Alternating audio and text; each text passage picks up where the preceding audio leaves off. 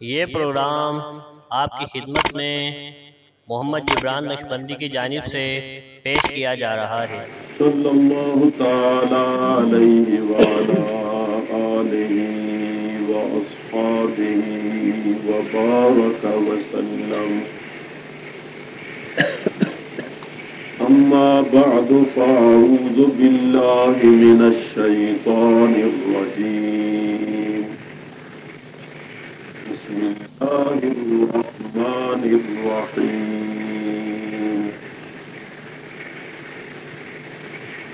الا ان اولیاء اللہ لا خوف علیہم ولا هم يحزنون۔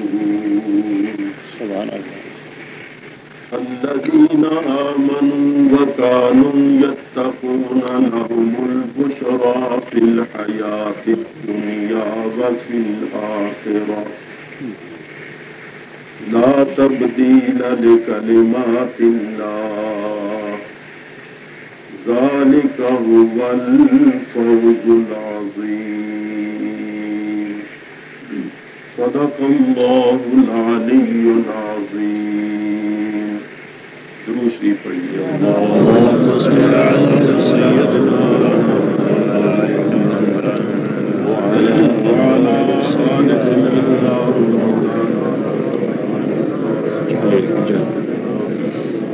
مولانا محمد وبارك وسلم۔ الصلاة والسلام عليك يا رسول الله، الصلاة والسلام عليك يا حبيب الله، الصلاة والسلام عليك يا رحمة للعالمين، وعلى آلك وأصحابك يا شفيع المسلمين۔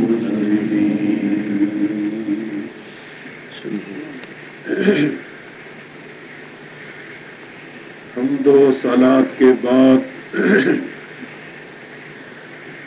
مجھے افسوس ہے کہ میں آپ کی زبان نہیں جانتا۔ اردو میں تقریر کروں گا، لیکن میری اردو بہت سلیس ہے، آسان ہے۔ انشاءاللہ العزیز ہر بات آپ کی سمجھ میں آئے گی۔ آپ حضرات بڑے سکون اور بڑے اطمینان کے ساتھ تشریف رکھتے ہوئے سنیں۔ وما توفیقی الا باللہ العلی العظیم۔ میں آپ کے شہر خاران میں پہلی مرتبہ حاضر ہوا، اور جب سے میں یہاں آیا ہوں میرے کانوں میں مختلف قسم کی آوازیں پڑ رہی ہیں۔ اس لیے میں آج آپ حضرات کے سامنے بڑی دیانتداری کے ساتھ ایک اصول اور ایک ایسا مسئلہ پیش کروں گا جس کو سننے کے بعد انشاءاللہ العزیز آپ حضرات کی الجھن اور تشویش دور ہو جائے گی اور آپ کو اطمینان حاصل ہوگا۔ میرے بزرگوں اور دوستوں، میں نے آپ حضرات کے سامنے قرآن کریم کی 3 آیتیں تلاوت کی ہیں۔ اللہ تعالیٰ ارشاد فرماتا ہے الا ان اولیاء اللہ، خبردار بے شک جو اللہ کے ولی ہیں، لا خوف علیہم، ان پر کوئی خوف نہیں، ولا هم يحزنون، اور نہ وہ غمگین ہوں گے۔ سبحان اللہ کے ولی کون ہیں؟ الذین آمنوا وکانوا یتقون، اللہ کے ولی وہ ہیں جو ایمان لا کر پرہیزگاری اختیار کرتے ہیں۔ لَهُمُ الْبُشْرَى فِي الْحَيَاةِ الدُّنْيَا وَفِي الْآخِرَةِ، خوشخبری ہے واسطے ان کے دنیا کی زندگی میں اور آخرت میں۔ لا تبدیل لکلمات اللہ، اللہ کی باتیں بدلتی نہیں۔ ذالک هو الفوز العظیم، یہی ہے بہت بڑی کامیابی۔ 3 آیتوں کا لفظی ترجمہ میں نے آپ کے سامنے پیش کیا ہے۔ تشریح اور تفسیر کے سلسلے میں چند باتیں عرض کروں اور اس کے بعد وہ اصول اور مسئلہ پیش کروں گا جس کو سن کر انشاءاللہ العزیز آپ حضرات کو حق اور باطل میں تمیز کرنے اور فرق کرنے کا پتہ چل جائے۔ اللہ تعالیٰ نے اولیاء کرام کا ذکر کرنے سے پہلے فرمایا الا ان اولیاء اللہ، الا حرف تنبیہ ہے جس کا معنی ہے خبردار۔ اللہ تعالیٰ نے اولیاء کرام کا ذکر کرنے سے پہلے خبردار کیوں کیا ہے؟ حرف تنبیہ کیوں ارشاد فرمایا ہے؟ حالانکہ جہاں اللہ نے نماز کا حکم دیا، زکوٰۃ کا حکم دیا، روزی اور حج کا حکم دیا، وہاں حرف تنبیہ نہیں فرمایا۔ اللہ فرماتا ہے اقیموا الصلاۃ وآتوا الزکاۃ، نماز قائم رکھو اور زکوٰۃ دو، حرف تنبیہ نہیں۔ یا ایھا الذین آمنوا کتب علیکم الصیام، اے ایمان والو فرض کر دیے کما کتب علی الذین من قبلکم، جیسا کہ فرض کیے گئے تھے ان لوگوں پر جو تم سے پہلے تھے۔ اور یہ روزے کیوں فرض کیے ہیں؟ لعلکم تتقون، تاکہ تم پرہیزگار بن جاؤ۔ اللہ نے روزے کا حکم دیا، حرف تنبیہ نہیں فرمایا۔ وَلِلَّهِ عَلَى النَّاسِ حِجُّ الْبَيْتِ مَنِ اسْتَطَاعَ إِلَيْهِ سَبِيلًا، اللہ کے لیے بیت اللہ کا حج کرنا فرض ہے اس پر جو رستے کی استطاعت رکھتا ہو، یعنی ذات راہ رکھتا ہو۔ حرف تنبیہ نہیں۔ اللہ نے نماز کا حکم دیا، زکوٰۃ کا حکم دیا، روزے کا حکم دیا، حج کا حکم دیا، حرف تنبیہ نہیں فرمایا۔ اولیاء کرام کا ذکر کیا تو پہلے حرف تنبیہ فرمایا، اس کی وجہ کیا؟ سبحان اللہ، سبحان اللہ۔ وجہ یہ ہے کہ اللہ عالم الغیب ہے، وہ جانتا ہے کہ بہت سے ایسے لوگ ہوں گے جو نماز روزے کا انکار نہیں کریں گے، حج اور زکوٰۃ کی اہمیت اور فضیلت کا انکار نہیں کریں گے، لیکن اولیاء کرام کے کمالات، اولیاء کرام کی کرامات، ان کی عظمت و شان کا انکار کریں گے۔ اس واسطے اللہ نے اولیاء کا ذکر کرنے سے پہلے خبردار کر دیا، تنبیہ کر دی کہ خبردار ان کی عظمت و شان کا انکار نہ کرنا، ان کے فضائل و کمالات کا انکار نہ کرنا۔ یہ وہ لوگ ہیں جن کی عظمت و شان کے ڈنکے میں خود بجا رہا ہوں۔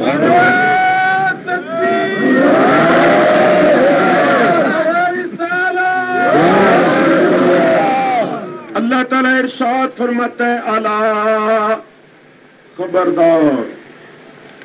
سبحان اللہ۔ خبردار کا استعمال کہاں ہوتا ہے؟ خبردار کا استعمال کہاں ہوتا ہے؟ جہاں کسی خطرے یا نقصان کا اندیشہ ہو۔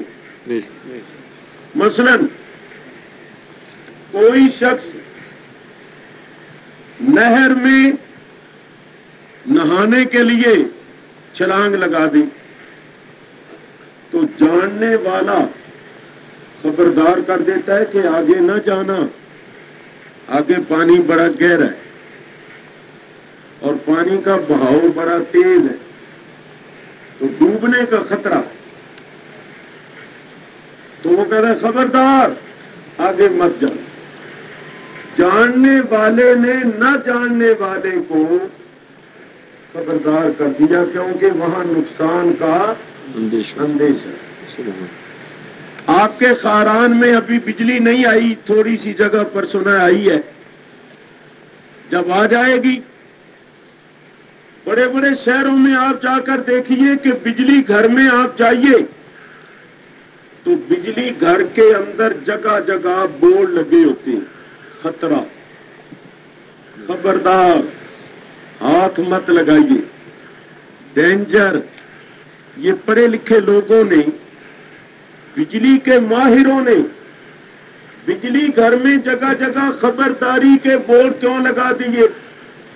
اس لیے کہ بجلی گھر میں سب لوگ آتے جاتے رہتے ہیں، پڑھے لکھے بھی آتے ہیں، ان پڑھ بھی آتے ہیں، ماہر بھی آتے ہیں، غیر ماہر بھی آتے ہیں، اور یہاں بجلی پیدا ہوتی ہے تو کوئی جگہ جگہ ہاتھ لگا کے دیکھتا پھرے اور اس کو کرنٹ پڑ جائے، جان سے ہی ہاتھ دھو بیٹھے، تو جہاں جان کا خطرہ تھا وہاں پڑھے لکھے لوگوں نے خبرداری کا بورڈ لگا دیا، جہاں ایمان کا خطرہ تھا وہاں اللہ نے خبردار کر دیا کہ اے اولیاء اللہ کی صحبت میں آنے جانے والوں، ان کا ذکر سننے اور سنانے والوں، ذرا خبردار ہو کے رہنا، ان کی شان میں گستاخی نہ کرنا، ان کے متعلق بدگمانی نہ کرنا۔ یاد رکھنا جس طرح بجلی کی تار کو ہاتھ لگانے سے جان کا خطرہ ہے، ان کی شان میں گستاخی کرنے سے ایمان کا خطرہ۔ سبحان اللہ۔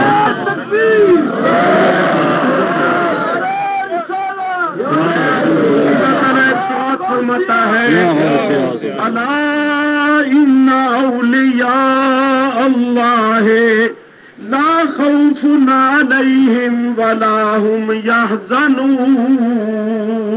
سبحان اللہ۔ خبردار، اللہ کے ولیوں پر کوئی خوف نہیں اور نہ وہ غمگین ہوں، کیونکہ وہ اللہ کے ولی ہیں، اللہ کے دوست ہیں، اللہ کے مقرب ہیں، اللہ کے پیارے ہیں۔ تو جو اللہ کا دوست ہو، جو اللہ کا پیارا ہو، اس کو کیا خوف اور کیا غم ہو سکتا ہے؟ سبحان اللہ۔ آج جس کی وزیر اعظم سے دوستی ہو وہ کہتا ہے مجھے کوئی خوف نہیں، تو جس کی اللہ سے دوستی ہو، سبحان اللہ۔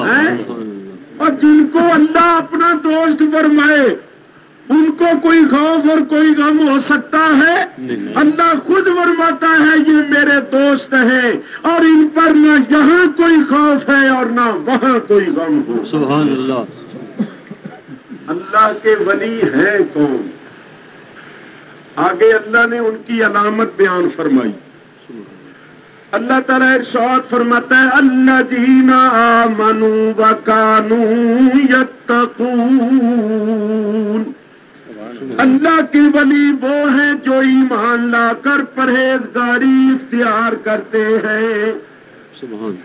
دو نشانیاں بیان کی، ایک تو وہ مومن ہوتی ہیں، دوسرا متقی پرہیزگار ہوتی ہیں۔ ایمان نام ہے عقیدوں کے صحیح ہونے کا، اور تقوی نام ہے اخلاق اور اعمال کے درست ہونے کا۔ معلوم ہوا کہ کوئی بدعقیدہ ولی اللہ نہیں ہو سکتا، اسی طرح کوئی بدعمل بھی اللہ کا ولی نہیں ہو سکتا۔ اللہ کے ولی کے لیے مومن ہونا اور متقی ہونا شرط ہے۔ جو اللہ کا ولی ہوگا اس کے عقیدے بھی درست ہوں گے، اس کے اخلاق اور اعمال بھی درست ہوں گے۔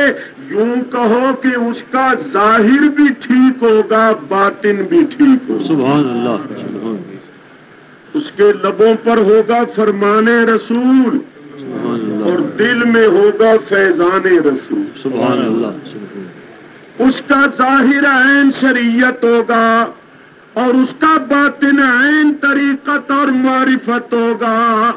سبحان یہ ولی اللہ کی پہچان ہے۔ معلوم ہوا کہ کوئی بدعقیدہ ولی اللہ نہیں ہو سکتا۔ اللہ، اسی طرح کوئی بدعمل، جیسے کہ بعض لوگ نماز نہیں پڑھتے، بھنگ چرس پیتے ہیں، خلاف شرع کام کرتی ہیں، اور لوگ ان کو ولی سمجھتے ہیں، اور کوئی کہتا ہے یہ کلندر ہے، کوئی کہتا ہے یہ ملنگ ہے۔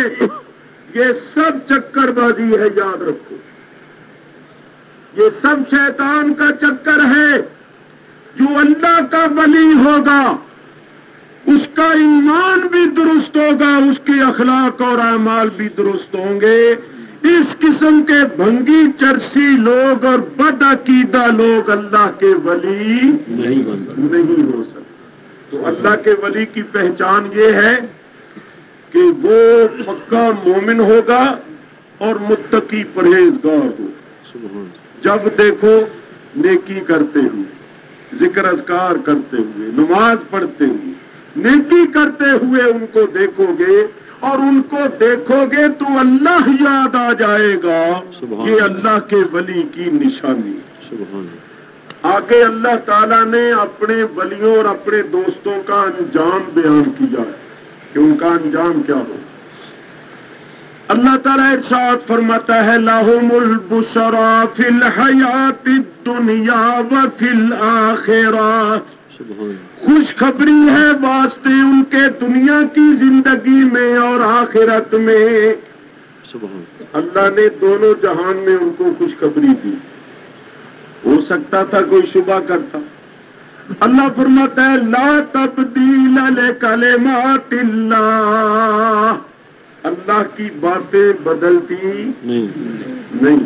یاد رکھنا یہ خوشخبری اس اللہ کی طرف سے ہے جس کی بات بدلتی نہیں۔ ذالک هو الفوز العظیم، اللہ فرماتا ہے یہی ہے بہت بڑی کامیابی بے شک، جو ان لوگوں کے حصے میں آئی کہ دونوں جہان میں کامیاب۔ بے شک، دیکھو بعض لوگ ایسے ہیں جو اس دنیا میں کامیاب بنے پھرتے ہیں مگر آخرت میں ناکام ہوں گے۔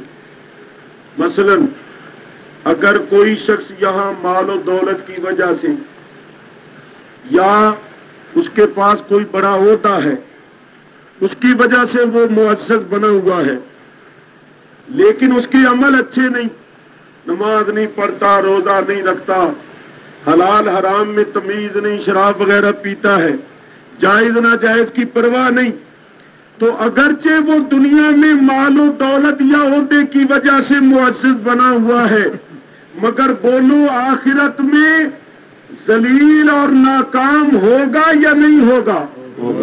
ہوگا۔ اس لیے کہ یہاں معزز تھا دولت کی وجہ سے دولت یہی رہ گئی، یہاں معزز تھا عہدے کی وجہ سے عہدہ یہی رہ گیا اور ساتھ لے گیا اپنے گناہ، وہاں ذلیل ہوگا اپنے گناہوں کی وجہ سے۔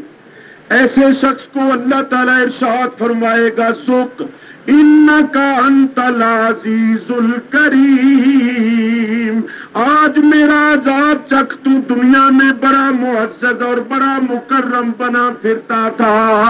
تو بات یہ کرنی ہے کہ جو آخرت میں ناکام ہو جائے، ذلیل ہو جائے، وہ کامیاب نہیں، کامیاب وہ ہے جو آخرت میں کامیاب۔ کامیاب کون ہے؟ جو آخرت میں کامیاب ہو، کیونکہ اصل زندگی آخرت کی ہے۔ لیکن جو دنیا میں بھی کامیاب ہو، آخرت میں بھی کامیاب ہو، دنیا میں بھی معزز ہو، آخرت میں بھی معزز ہو، یہ معمولی کامیابی نہیں، بہت بڑی کامیابی ہے۔ اور یہ کامیابی حاصل کی اولیاء کرام نے کہ دنیا میں بھی عزت والے، آخرت میں بھی عزت والے، دنیا میں بھی نیک نام، آخرت میں بھی نیک نام۔ اللہ فرماتا ہے ذالک ھو الفوز العظیم، یہ ہے بہت بڑی کامیابی۔ سبحان اللہ۔ 3 آیتوں کا ترجمہ، چند تفسیری فوائد میں نے آپ کے سامنے پیش کیے ہیں۔ اب میں آپ کے سامنے دیانتداری کے ساتھ ایک بات پیش کر رہا ہوں، اس کو دل کے کانوں سے سنو اور یاد رکھو۔ انشاءاللہ العزیز آپ کی الجھنیں دور ہو جائیں گی اور آپ کو اطمینان حاصل ہوگا انشاءاللہ۔ کیوں؟ ابھی میرے پاس وہاں چند حضرات تشریف لائے، انہوں نے کہا بھئی کیا کریں، ادھر جاتے ہیں تو وہ بھی قرآن پڑھتے، ادھر آتے ہیں تو یہ بھی قرآن پڑھتے، جس کو دیکھو وہ قرآن پڑھتا ہے۔ تو اب ہم تو ان پڑھ لوگ ہیں، ہمیں تو علم نہیں، اب ہم کس کو سچا سمجھیں، کس کو جھوٹا سمجھیں؟ ہمیں تو ان لوگوں نے پریشانی میں ڈال دیا۔ تو میں آپ کو یہ بتاؤں گا کہ پڑھتے سارے ہی قرآن ہیں، اور ایسا اصول پیش کروں گا کہ انشاءاللہ آپ کی پریشانی دور ہو جائے گی انشاءاللہ۔ اور یہ بھی میں عرض کروں کہ میں ذمہ دار شخص ہوں، اگرچہ اہل سنت کا خادم ہوں، بڑا گناہگار ہوں، مگر میں پورے ملک میں ایک ذمہ دار شخص ہوں۔ میں نیشنل اسمبلی کا ممبر بھی ہوں، اگرچہ کیس چل رہا ہے لیکن میں باقاعدہ اسمبلی میں جاتا رہا ہوں، ابھی تک میں ممبر ہوں۔ حکومت نے جو نیشنل سیرت کانگریس کمیٹی بنائی ہوئی ہے، اس کا بھی میں ممبر ہوں۔ ایک پورے عالم اسلام کی کمیٹی ہے، دنیا کے تمام اسلامی ممالک کے لوگ اس کے اندر ہیں، اس کا بھی میں ممبر ہوں۔ علاوہ عظیم مرکزی جماعت اہل سنت پاکستان کا میں صدر ہوں۔ بے شک۔ یہ پورا پاکستان نہیں، بیرون ملک بھی میں تقریر و تبلیغ کے لیے جاتا ہوں۔ بے شک۔ ابھی حال ہی میں 3 مہینے کا ساؤتھ افریقہ کا دورہ کر کے آیا۔ تو میں یہاں جو حاضر ہوا ہوں تو یہ حضرت قبلہ خواجہ نور احمد صاحب جان مدد اللہ العلی اور ہمارے حضرت مولانا حبیب احمد صاحب اور مولانا فتح محمد صاحب کی یہ مہربانی ہے، آیا ہوں۔ اور راستے میں جو سفر کیا ہے نا، اتنی تکلیف ہوئی ہے کہ آئندہ آنے کا ارادہ نہیں ہے۔ سمجھ گئے نا؟ مجھے نہیں پتا تھا کہ یہ بڑا کٹھن راستہ ہے۔ مولانا نے مجھے فرمایا کہ مستون کے قریب ہی ایک جگہ، میں نے کہا ہوگی 30-40 میل، مجھے کیا پتا تھا کہ کہیں گے مجھے بڑی دور لے جائیں گے۔ تو میں بہت ہی مصروف آدمی ہوں، 2 مہینے تک میرے پاس تاریخیں خالی نہیں ہوتی۔ چاروں صوبوں میں اور پہلے مشرقی پاکستان، چٹاگان، ڈھاکہ وغیرہ سب جگہ میں جاتا تھا۔ تو یہاں حاضر ہوا ہوں، خدا کی قسم کھا کے کہتا ہوں کہ اللہ کا گھر ہے اور میرے آگے قرآن شریف رکھا ہوا ہے۔ میرا مقصد انتشار نہیں، بے شک، اختلاف نہیں، لڑائی جھگڑا پیدا کرنا نہیں. میں یہ بات آپ کے سامنے پیش کر رہا ہوں، اس کو اگر آپ سن کر سمجھ لیں گے تو آپ کو اطمینان حاصل ہوگا، اور اگر مخالف حضرات بھی کوئی ادھر ادھر بیٹھے سن رہے ہوں تو ان کو بھی عرض کروں گا کہ تعصب اور ضد کو چھوڑ کر وہ حق کو قبول کریں، بے شک اور بجائے اس کے کہ ایک دوسرے سے دور ہوں، ایک دوسرے کے قریب ہونے کی کوشش کریں. کوشش کریں. تو سنو میرے دوستوں بزرگوں، توجہ سے سنو. ایک ہے اولیاء اللہ اور ایک ہے من دون اللہ. سبحان اللہ. یہ دو لفظ یاد رکھو. پہلے یہ بنیاد ہے، اس پر میں نے عمارت تعمیر کرنی ہے اور قرآن سے آپ کو بتانا ہے سب کو. سبحان اللہ. ایک ہے اولیاء اللہ. اولیاء اللہ سے مراد ہے اللہ کے پیارے، اللہ کے برگزیدہ، اللہ کے نیک بندے. اور من دون اللہ سے مراد ہے بت. بے شک بے شک. سارے حضرات یاد کر لو، بولو من دون اللہ سے مراد کون ہے؟ بت. بت. آپ سب جانتے ہیں کہ جب ہمارے نبی کریم علیہ الصلوۃ والسلام مبعوث ہوئے تھے، تشریف لائے تھے، اس وقت لوگ بتوں کی پوجا کرتے تھے. بے شک. ٹھیک ہے نا؟ جی.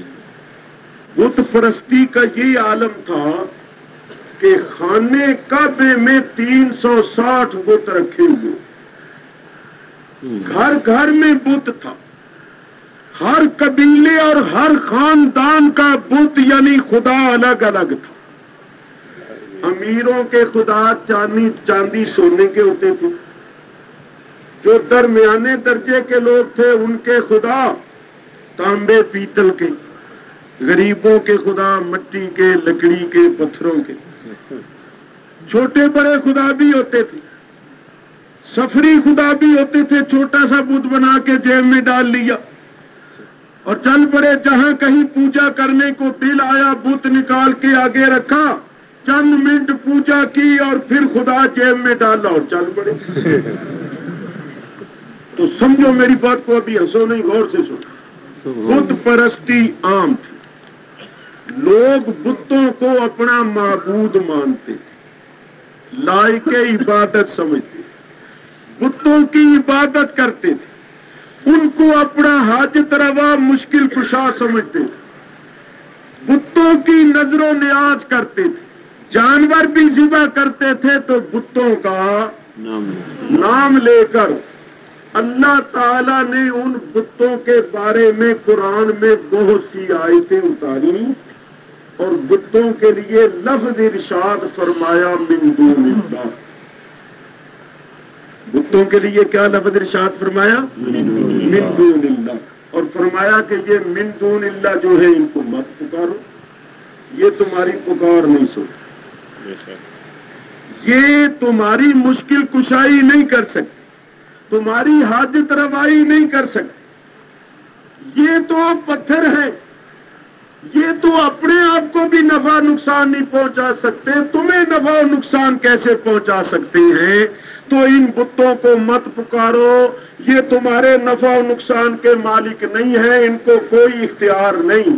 میرے بزرگوں دوستوں، آج یہ مصیبت ہو گئی ہے کہ اللہ نے جو آیتیں بتوں کے بارے میں اتاری تھی، انہی آیتوں کو بعض مولوی پڑھ پڑھ کے کتابوں میں لکھ لکھ کے نبیوں ولیوں پر لگا دیتی ہے. بتوں کے حق میں اتری ہوئی آیتوں کو نبیوں ولیوں پر چسپاں کر کے یہ ثابت کرنے کی کوشش کرتے ہیں کہ نبی ولی کچھ نہیں کر سکتے، ان کو کوئی اختیار نہیں، ان کو مت پکارو.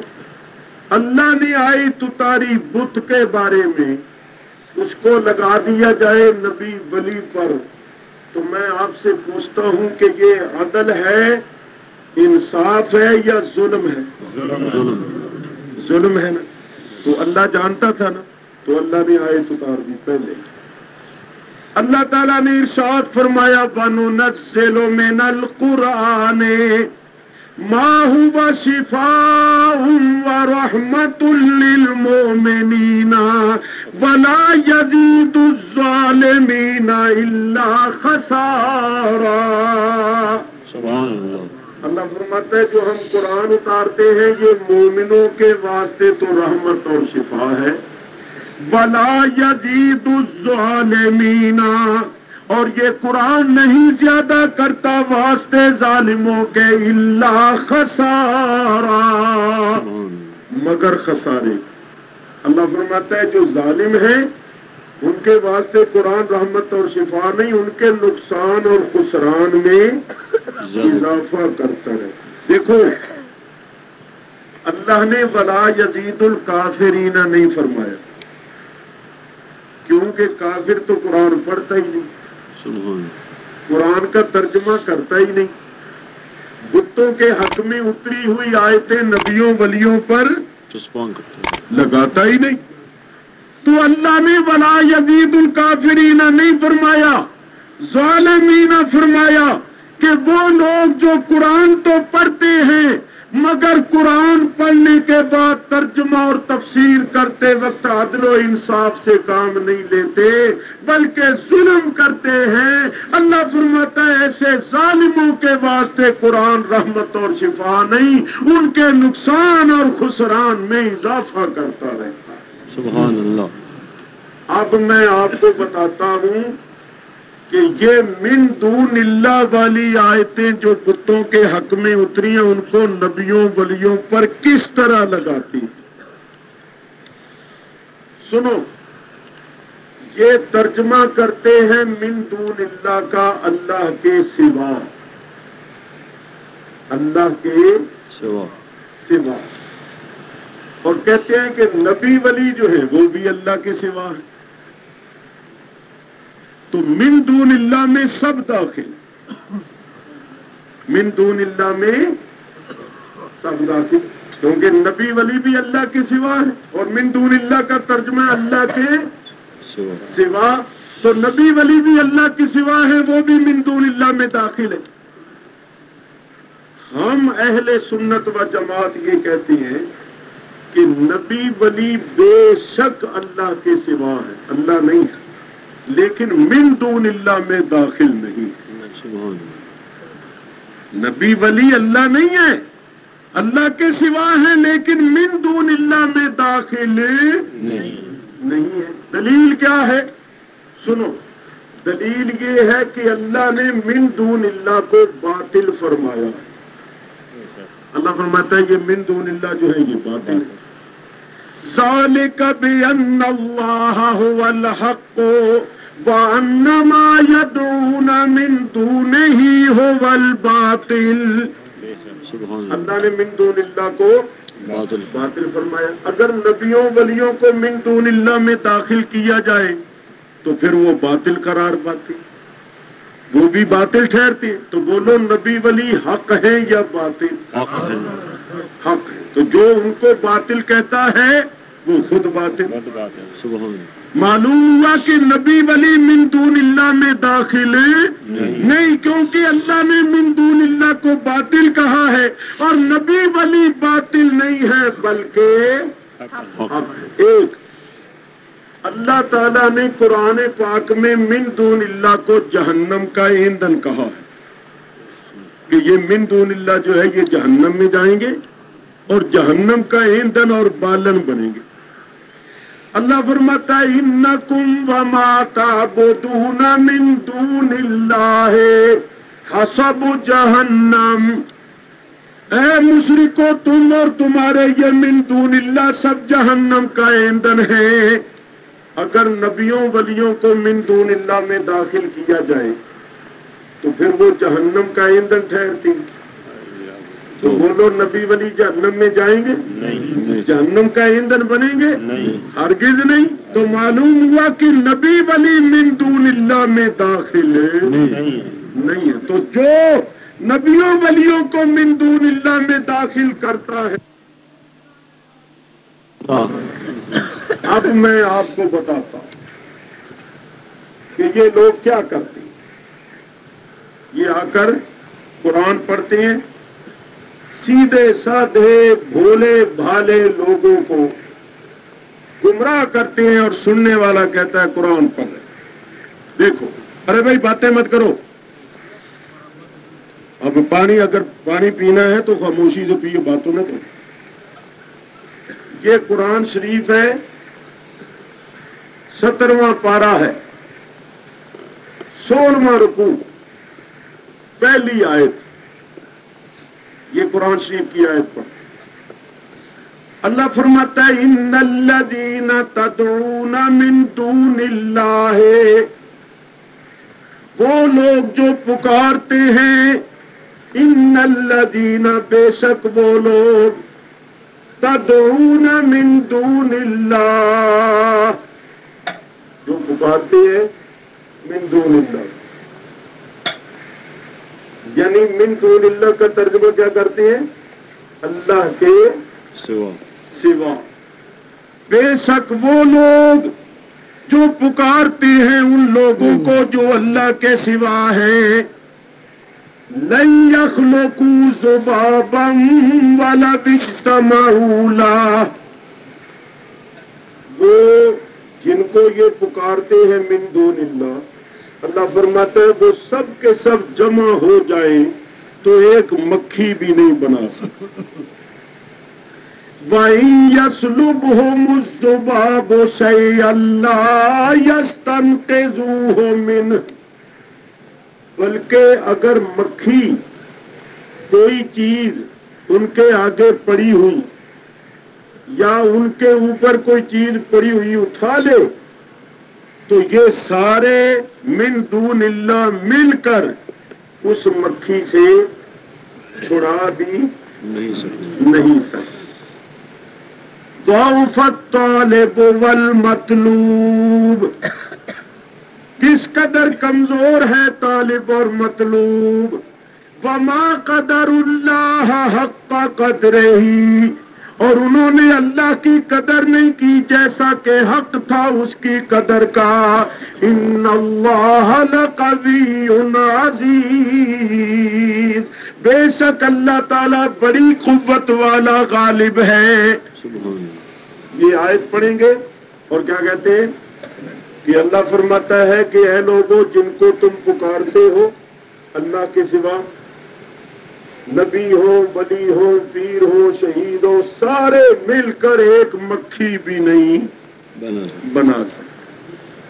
اور اگر مکھی ان پر بیٹھ جائے، ان سے کوئی چیز چھین لے، پھر یہ آگے یوں اپنی طرف سے پیوند لگاتی ہے کہ ان کی قبر پر، ان کے مزار پر پڑی ہوئی چیز کوئی مکھی اٹھا لے تو یہ اس سے چھڑانے کی طاقت بھی نہیں رکھتی.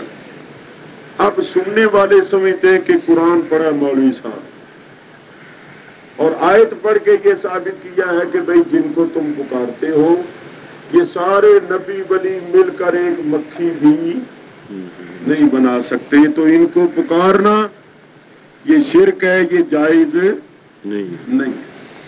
حالانکہ میں یہ دعوے سے کہتا ہوں کہ اللہ نے یہ آیت اتاری ہے بتوں کے بارے میں. اللہ تعالیٰ فرماتا ہے کہ اے مشرکو، جن بتوں کو تم اللہ کا شریک ٹھہراتے ہو یہ تو سارے مل کر ایک مکھی بھی نہیں بنا سکتے، اور جو تم ان کے اوپر چراغے وغیرہ چراتے ہو ان میں سے مکھی کچھ اٹھا لے تو یہ سارے مل کر چھڑا بھی نہیں سکتے. تو تم ان کمزور بتوں کو اس خدا کا شریک ٹھہراتے ہو جس نے آسمانوں زمینوں کو بنایا، جس نے چاند سورج ستاروں پہاڑوں سمندروں کو بنایا، اس خدا کا شریک ٹھہراتے ہو جو بڑی قوت والا غالب ہے. تو کس قدر افسوس ہے تم نے اللہ کی قدر نہیں کی، اللہ کو جانا نہیں. تو اللہ نے آیت اتاری ہے بتوں کے بارے میں کہ جن بتوں کو تم پکارتے ہو پوچھتے ہو یہ سارے مل کر ایک مکھی بھی نہیں بنا سکتے. تو یہ مولوی کیا کرتے ہیں کہ یہی آیت پڑھ کے اس کو نبیوں ولیوں پر لگا دیں. کس قدر افسوس کی. چنانچہ چند روز پہلے کراچی میں ایک مولوی آیا, اس نے یہی آیت پڑھی اور کہا کہ سارے نبی ولی مل جائیں تو ایک مکھی بھی نہیں بنا سکتے. تو میں نے کہا کہ بھائی یہ آیت تو اللہ نے بتوں کے بارے میں اتاری. تو پھر اس کے جو ماننے والے تھے میں نے ان کو کہا جاؤ اس مولوی سے کہو کہ وہ یہ ثابت کر دے کسی تفسیر سے کہ یہ آیت نبیوں ولیوں کے بارے میں اتری. تو میں اس کو 10,000 روپیہ نقد انعام دوں گا. اور اگر میں ساری تفسیروں سے یہ ثابت کر دوں کہ یہ آیت بتوں کے بارے میں اتری ہے تو وہ مجھے ایک پیسہ بھی انعام نہ دے, سنی بن جائے. سبحان اللہ. جاؤ اس کو کہو. چنانچہ وہ گئے اور اس مولوی نے کہا وہ تم کس کے پاس چلے گئے؟ ارے تم گئے کیوں اس کے؟ وہ تو بڑا مشرک ہے, وہ تو بڑا بدعتی ہے. اس بات کا جواب نہیں دیا اور اس طرح ان کے ساتھ لگا باتیں کر. تو میرے دوستوں بزرگوں, کس قدر افسوس ہے کہ اللہ آیت اتارے بتوں کے بارے میں, اس کو لگا دیا جائے نبیوں ولیوں پر, تو یہ ظلم نہیں ہے؟ قیامت کے دن نبی ولی اللہ کی بارگاہ میں دعویٰ دائر نہیں کریں گے کہ یا اللہ یہ ہیں وہ لوگ جو بتوں کے حق میں اتری ہوئی آیتیں ہم پر چسپاں کیا کرتے تھے. پھر وہ احکم الحاکمین فیصلہ کرے گا اور ظلم کرنے والوں کو پتہ چل جائے گا کہ ظلم کا انجام کتنا سخت ہوگا. اچھا, ایک بات عقلی طور پر بھی سوچو. ہم تبلیغ کرنے کے لیے چلے جائیں انگلینڈ یا امریکہ یا روس یا چین یا جاپان میں, اور وہاں جا کر ہم تبلیغ کریں کہ بھئی ہمارے مسلمانوں کے سارے نبی ولی مل کر مکھی بھی نہیں بنا سکتے, اور مکھی کوئی چیز اٹھا لے تو وہ چھڑا بھی نہیں سکتے. تو وہ انگریز کہیں گے کہ جن نبیوں ولیوں کا یہ حال ہے ان پر ایمان لانے کا فائدہ کیا ہے؟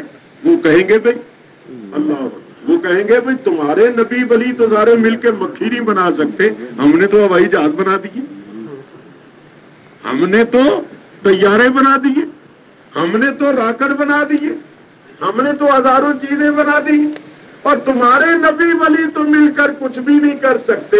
تو جب وہ کچھ کر ہی نہیں سکتے تو ان کے ملک کو ماننے اور ان پر ایمان لانے کا فائدہ ہی کیا؟ اچھا, اس آیت میں تو اللہ فرماتا ہے سارے مل کر کچھ نہیں کر سکتے, کوئی اختیار نہیں ہے. آئیے اب قرآن پڑھ کر دیکھیں کہ وہ کچھ کر سکتے ہیں یا نہیں کر سکتے. حضرت عیسیٰ علیہ السلام کے بارے میں اللہ تعالیٰ قرآن میں فرماتا ہے, 3 پارہ پڑھ کے دیکھ لیں. حضرت عیسیٰ علیہ السلام فرماتے ہیں باہو برے الاکمہ والابرصا واحیی الموتى باذن اللہ. میں اچھا کرتا ہوں مادرزاد اندھوں کو, برس والوں کو, کوڑوں کو, اور میں زندہ کرتا ہوں مردوں کو اللہ کے حکم سے. کرتا میں ہوں لیکن کرتا ہوں اللہ کے حکم سے. اس مجمع میں علماء بھی بیٹھے ہیں, طلباء بھی بیٹھے ہیں. علماء تو بہت کچھ جانتے ہیں, میں طلباء سے پوچھتا ہوں اوبرے اور اوہ یہ کون سا سیگا ہے؟ واحد متکلم مضارع. کیا معنی اس کا؟ اوبرے او. عیسیٰ علیہ السلام فرماتے ہیں میں اچھا کرتا ہوں, میں اچھا کر دیتا ہوں. کس کو؟ اس انڈے کو جو ماں کے پیٹ سے ہی انڈا پیدا ہوا ہو, اور میں اچھا کر دیتا ہوں کوڑے کو. کس طرح؟ کوئی دوائی لگاتے تھے, انجیکشن لگاتے تھے, ٹیکا لگاتے تھے نہیں, گولیاں کھلاتے تھے, آپریشن کرتے تھے نہیں, ہاتھ پھیرتے تھے تو وہ ٹھیک. بیمار کے ہاتھ پھیرتے تھے ٹھیک، اسی واسطے ان کا لقب ہے مسیح. مسیح کے معنی ہاتھ پھیرنے والا. تم وضو کرتے ہوئے سر پر ہاتھ پھیرتے ہو تو اس ہاتھ پھیرنے کو کیا کہتے ہو؟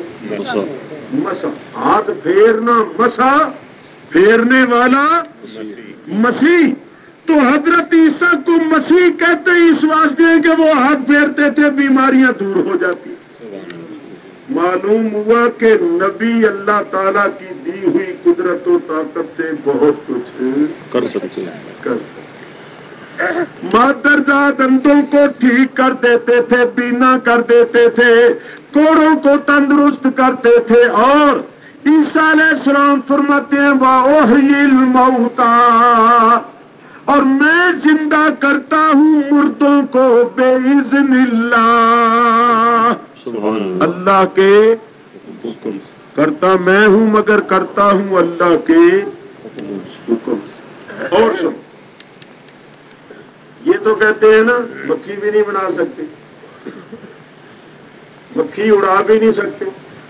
اچھا بولو بھائی، میرے تمہارے اوپر مکھی بیٹھ جائے تو ہم اڑا سکتے ہیں یا نہیں؟ نبی ولی سارے ہی مل کے نہ اڑا سکیں تو پھر کیا ہوا؟ یعنی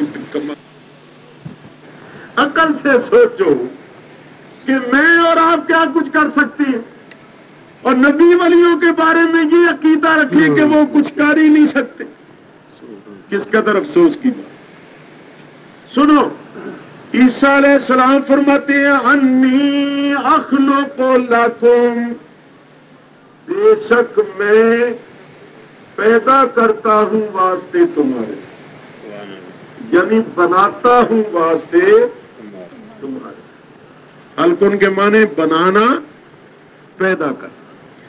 انی اخلق لکم، عیسیٰ علیہ السلام فرماتے ہیں بے شک میں بناتا ہوں واسطے تمہارے من الطین، مٹی میں سے، کہیئت الطیر، پرندے کی سی صورت. جیسے کمہار مٹی میں سے برتن بنا لیتے ہیں اور بھی کئی چیزیں بناتے ہیں بلا تشبیہ. عیسیٰ علیہ السلام فرماتے ہیں اسی طرح میں مٹی میں سے تمہارے واسطے ایک پرندے کی سی صورت بنا لے، پھر کیا کرتا ہوں فَأَنفُخُ فِيهِ، پھر میں اس میں پھونک مارتا ہوں، پھر میں اس میں پھونک مارتا ہوں، شکارا مارتا ہوں، دم کرتا ہوں. تو میرے پھونک مارنے سے، میرے دم کرنے سے کیا ہوتا ہے؟ فَيَكُونُ طَيْرًا، وہ پرندہ بن کے اڑنے لگ جاتا ہے. سبحان اللہ. بِإِذْنِ اللَّهِ، یہ کام بھی میں اللہ کے حکم سے کروں. کیوں بھائی؟ ماننا پڑے گا اللہ والوں کی پھونک میں بھی اثر ہوتا ہے. مٹی میں سے بنائے ہوئے پرندے کی صورت میں پھونک ماری، اس میں زندگی پیدا ہو جائے، حیات پیدا ہو جائے، قوت پرواز پیدا ہو جائے، تو بولو اللہ کے نبی کچھ کر سکتے ہیں یا نہیں کر سکتے؟ ارے وہ پھونک ماری تو مٹی کی مورتی اڑنے لگ جائے تو ماننا پڑے گا کہ اللہ والوں کی پھونک میں بڑا اثر ہوتا ہے.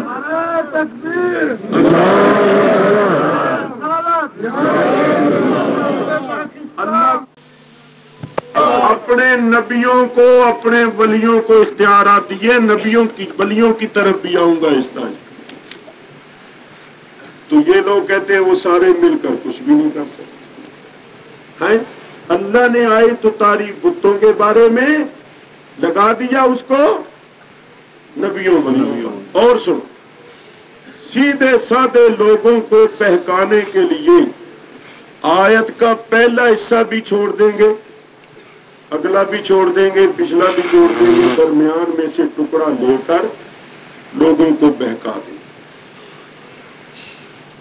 مثلا اگر اسی طرح کوئی کرنے لگے نا کہ سیاق و سباق یعنی آگے اور پیچھے کو چھوڑ دیا جائے، درمیان کا ٹکڑا لے لیا جائے، تو پھر تو آدمی گمراہ کر سکتا ہے بہت سے لوگوں۔ مثلا کوئی کہے کہ قرآن میں لکھا ہوا ہے کہ عیسیٰ علیہ السلام خدا کے بیٹے ہیں،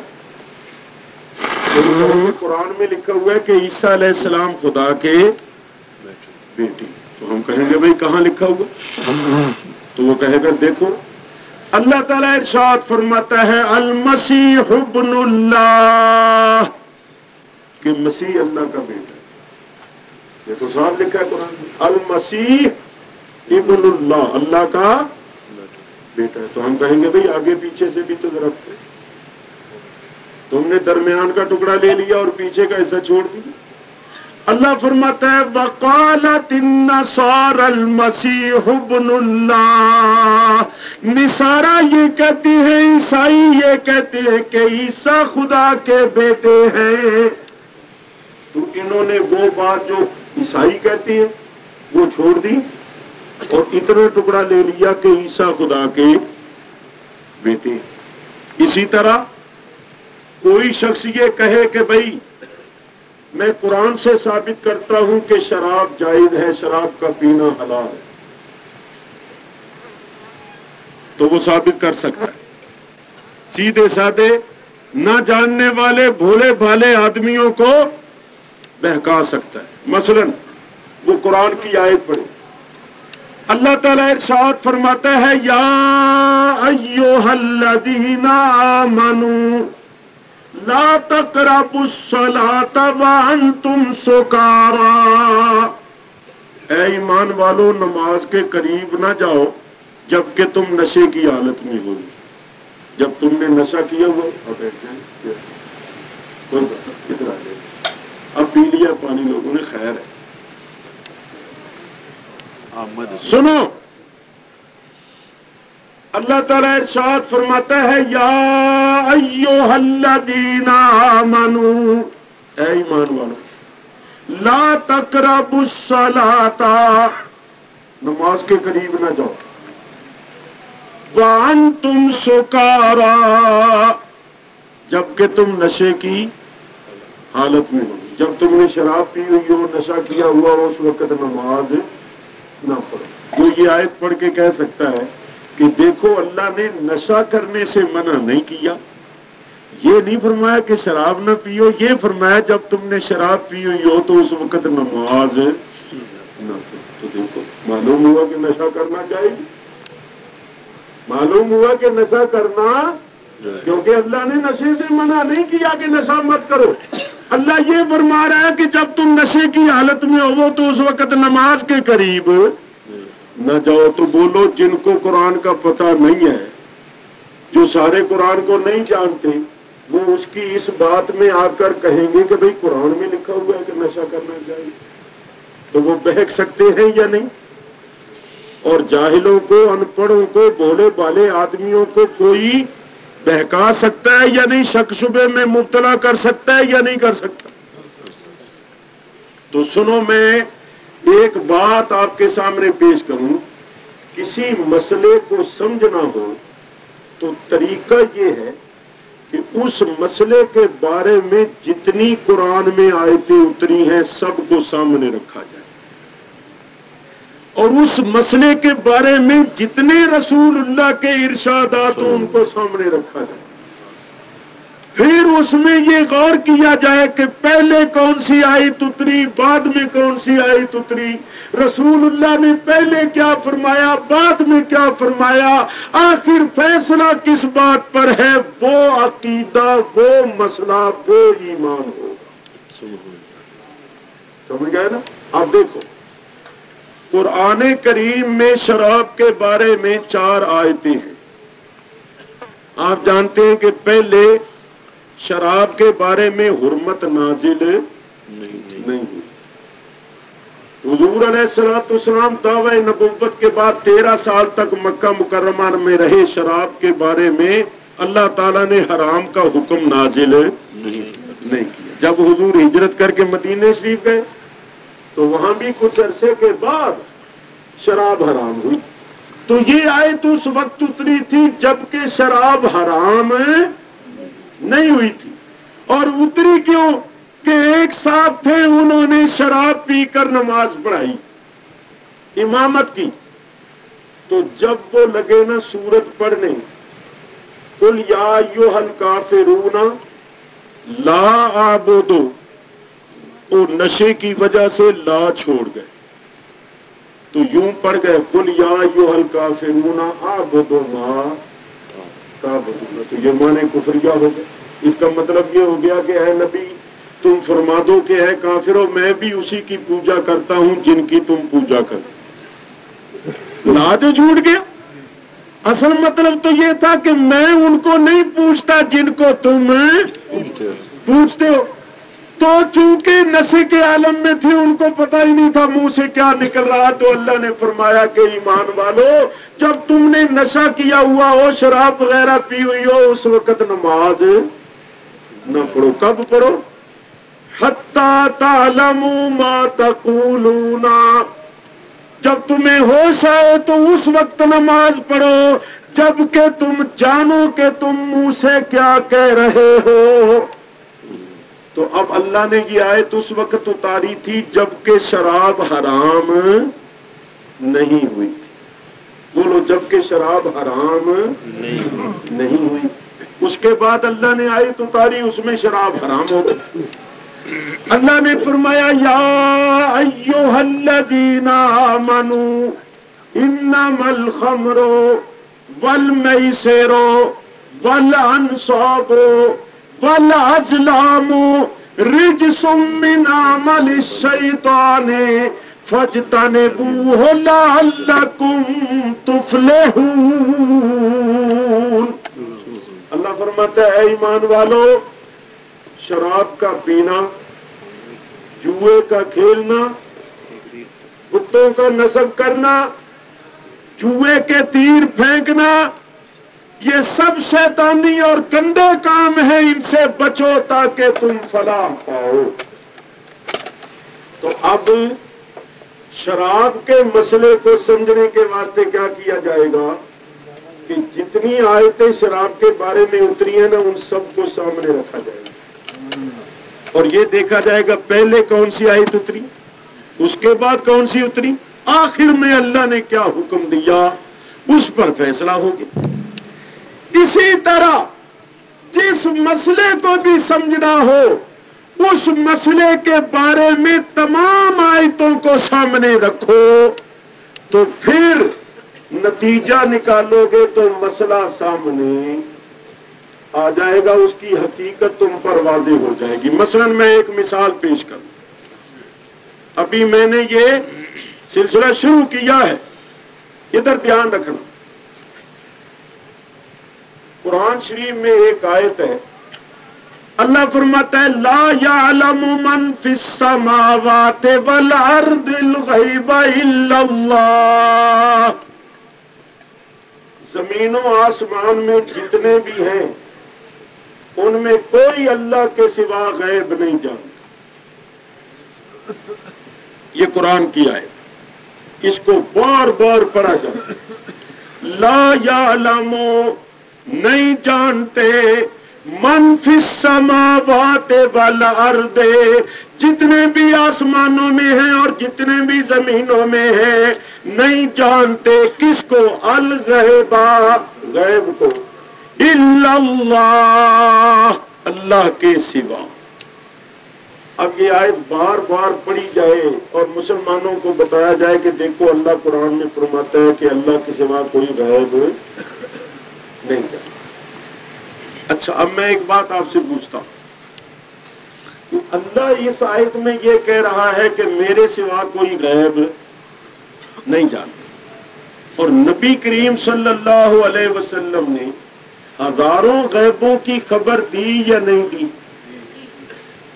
ہزاروں غیبوں کی خبر جو پہلے ہو چکا تھا, پہلے نبیوں کے حالات, پہلی قوموں کے حالات اور بعد کے حالات, قیامت تک کے حالات، قیامت کی باتیں، قیامت کی نشانیاں، یہ سب باتیں جو غیب سے تعلق رکھنے والی ہیں وہ سب حضور نے بیان فرمائی۔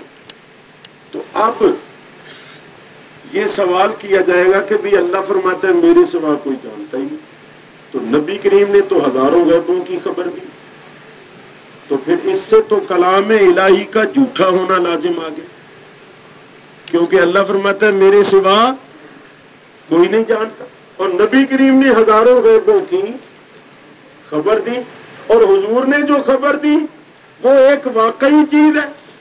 تو سوال کرنے والا کہہ سکتا ہے کہ اللہ فرماتا ہے میرے سوا کوئی نہیں جانتا، تو اگر کوئی نہ جانتا ہوتا تو پھر نبی کریم کوئی خبر نہ دیتے۔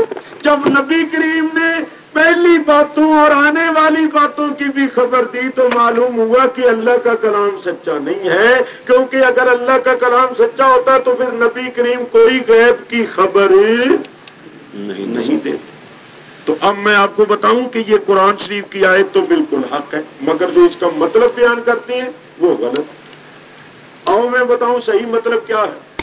صحیح مطلب یہ ہے، اللہ یہ فرما رہا ہے کہ آسمانوں زمینوں میں جتنے بھی ہیں ان میں کوئی ذاتی طور پر غیب نہیں جانتا، ذاتی طور پر غیب جانتا ہوں تو میں جانتا۔ بے شک۔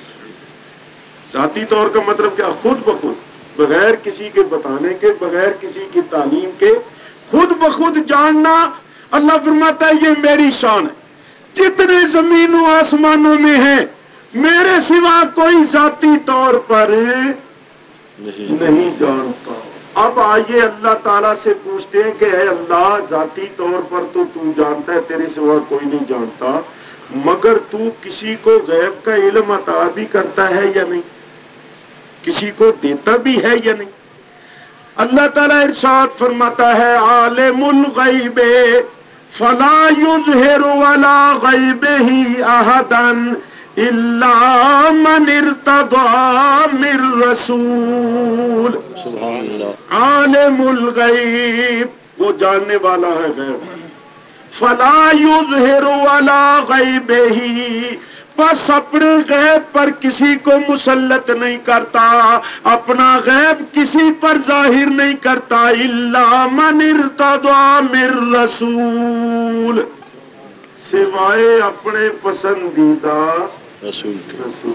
ایک آیت اللہ فرماتا ہے ما کان اللہ لیطلعکم علی الغیب وَلَٰكِنَّ اللَّهَ يَجْتَبِي مِن رُّسُلِهِ مَن يَشَاءُ۔ اللہ کی یہ شان نہیں کہ اے عام لوگوں تمہیں غیب پر مطلع کر دے، غیب کی اطلاع دے دے، غیب کا علم دے دے۔ اللہ اپنے غیب پر مطلع کرنے کے واسطے، یعنی غیب کا علم دینے کے واسطے اپنے رسولوں میں سے جن کو چاہتا ہے چن لیتا۔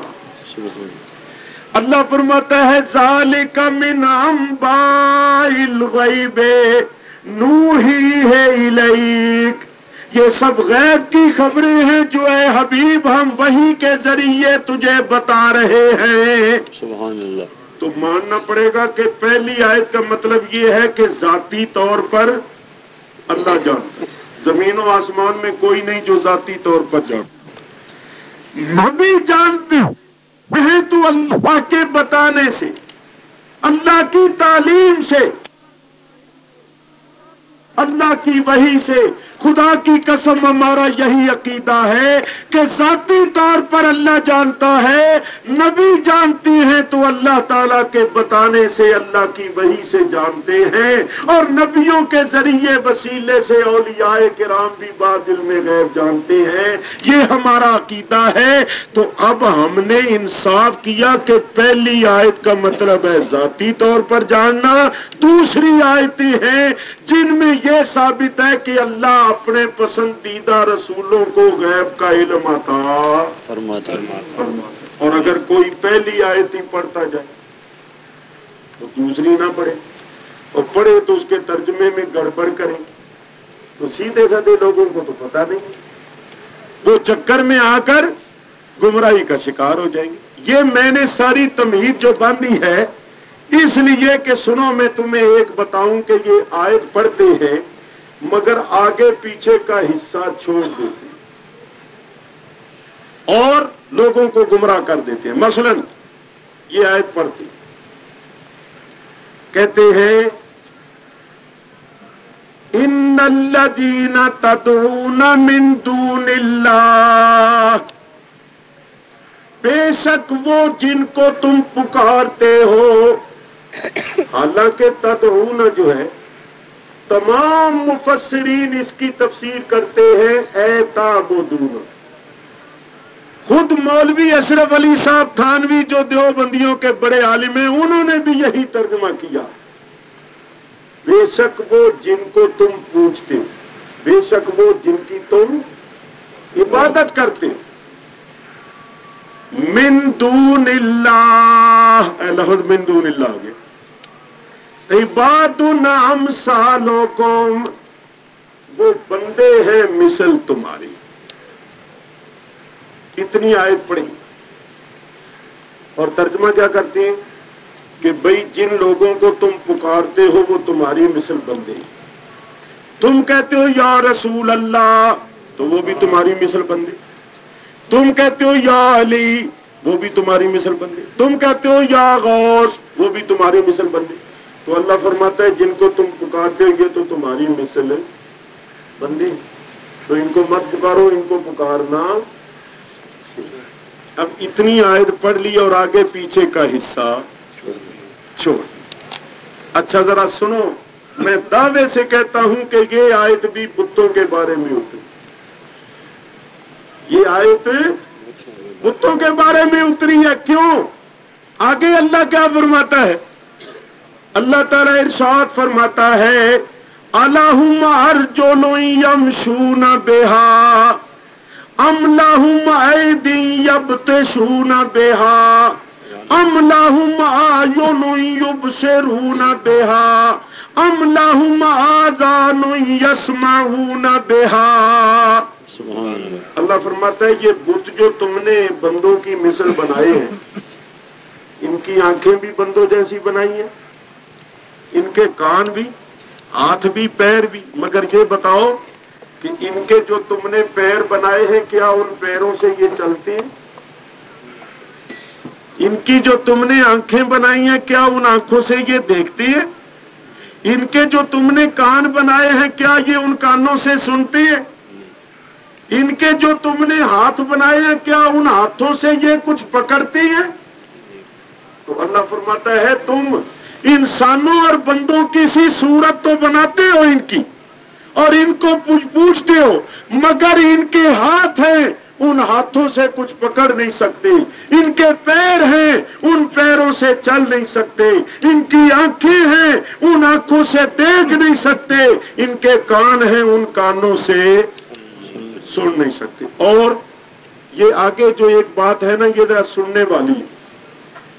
اس کے پہلے اللہ فرماتا ہے وَإِن تَدْعُوهُمْ إِلَى الْهُدَىٰ لَا يَتَّبِعُوكُمْ، اگر تم ان کو ہدایت کی طرف بلاؤ تو وہ تمہاری کبھی پیروی نہیں کریں.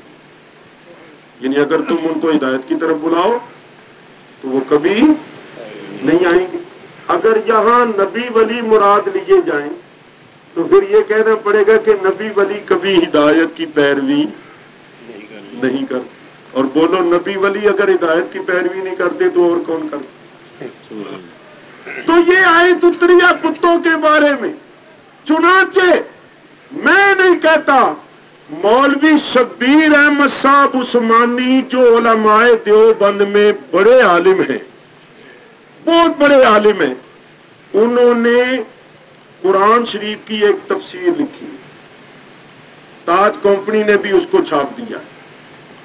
وہ تفسیر ان لوگوں کے پاس موجود ہوگی، یہ لے آئیں اور دیکھ لیں کہ میں نے بیان ہی اس کی عبارت لکھی. لکھتے ہیں یہی ان الذین تدعون من دون اللہ عباد امثالکم کے تحت لکھتے ہیں. کیا لکھتے ہیں کہ میں بیان ہی ان کے الفاظ پیش کرتا ہوں. کہ جن بتوں کو تم نے معبود ٹھہرا لیا اور خدائی کا حق دیا ہے وہ تمہارے کام تو کیا آتے، خود اپنی حفاظت پر بھی قادر نہیں، باوجود مخلوق ہونے کے ان کمالات سے محروم ہیں جن سے کسی مخلوق کو دوسری پر تفوق یا امتیاز حاصل ہو سکتا ہے۔ وہ ان کے ظاہری ہاتھ، پاؤں، آنکھ، کان سب کچھ تم بناتے ہو، پر چلنے والے انہوں نے کیا لکھا کہ جن بچوں کو تم نے معبود ٹھہرا تو خود ان کو بڑے بچوں کے بارے میں، لیکن اب کیا کریں، چھوٹے جو ہے وہ کہتے ہیں کہ نبیوں ولیوں کے بارے میں، چھوٹے نبیوں ولیوں کے مطلب ہے۔ تو میرے دوستوں بزرگوں، میں تمہیں یہ بتا رہا ہوں کہ من دون اللہ سے مراد ہے، وہ دکھانے بولے من دون اللہ سے مراد کون ہے، اور یہ لوگ بتوں والی آیتی پڑھ کر کے ان کو نبیوں ولیوں پر چسپاں کرتے رہتے ہیں اور عوام کو شک شبے اور الجھن میں مبتلا کرتے ہیں۔ اب میں ایک بات اسی سلسلے میں اور اب کروں اور پھر 3 بار پیش کروں گا، انشاءاللہ آپ کی تسلی ہو جائے گی۔ دیکھو نا، جس نے پڑھے ہوئے نا لا مسلم، میں نہ مانوں اس کا تو کوئی علاج نہیں۔ ایمانداری سے بولو، نبی کریم نے مکے کے کافروں کو چاند کے 2 ٹکڑے کر کے دکھائے تھے یا نہیں؟ ابو جہل کی مٹھی میں پتھروں میں کلمے پڑے تھے یا نہیں؟ ایمان نہیں کہ اللہ فرماتا ہے ختم اللہ علی قلوبہم، اللہ نے ان کے دلوں پر والا سمجھ اور ان کے سامنے والا ابصارہم ان کی آنکھوں پر کر کے والا ہم عذاب العلیم، اور ان کے لیے بہت بڑا عذاب ہے۔ تو جن کے میرے لگ چکی ہیں ساری عمر لگے رہو وہ کبھی نہیں ہوں گے۔ یہ باتیں جو ہے ماننے والوں کی، نہ ماننے والوں کا کوئی علاج نہیں بننا۔ شروع غور کے ساتھ قرآن شریف میں بولے اختلاف ہے،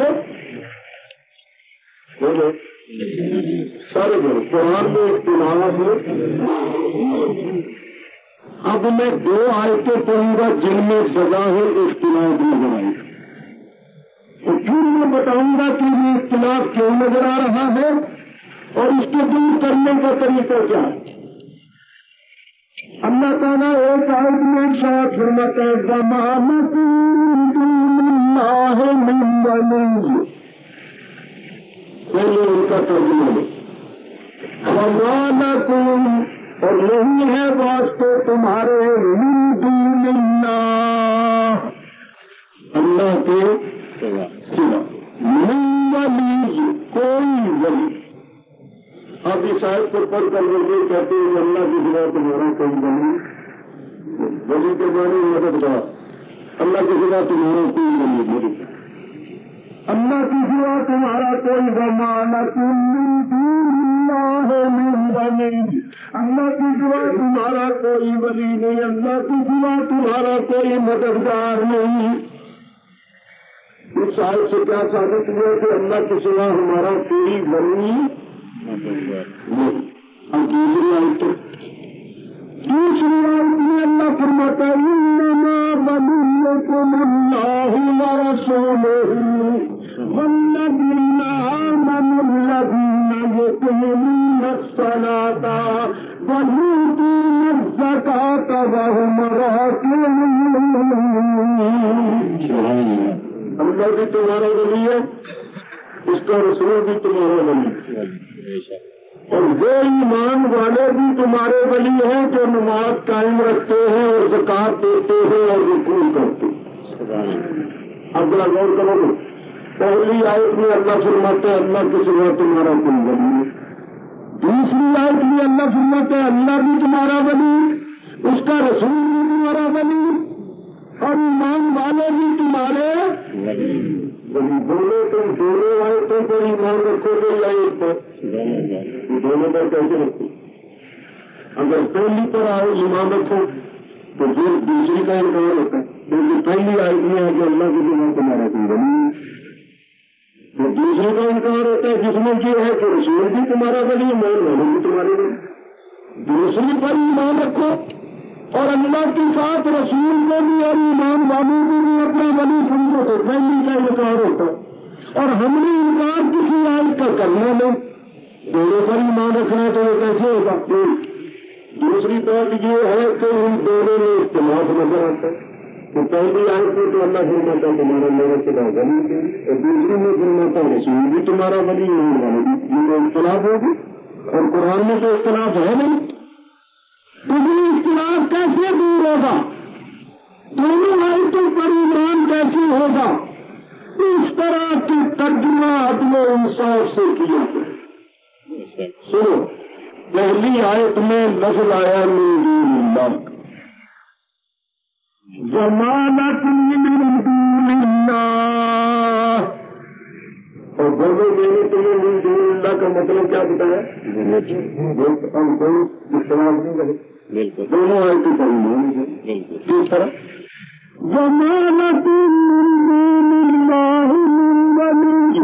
اللہ فرماتا ہے من دون اللہ، بت جو ہے ان بتوں میں تمہارا کوئی ولی مددگار نہیں. یا اللہ بتوں میں تو ہمارا کوئی ولی مددگار نہیں، ویسے تو ہمارا ولی مددگار ہے. اللہ فرماتا ہے انما ولیکم اللہ ورسولہ والذین آمنوا. اللہ تمہارا ولی ہے، اس کا رسول تمہارا ولی ہے، ایمان والے تمہارے ولی ہیں.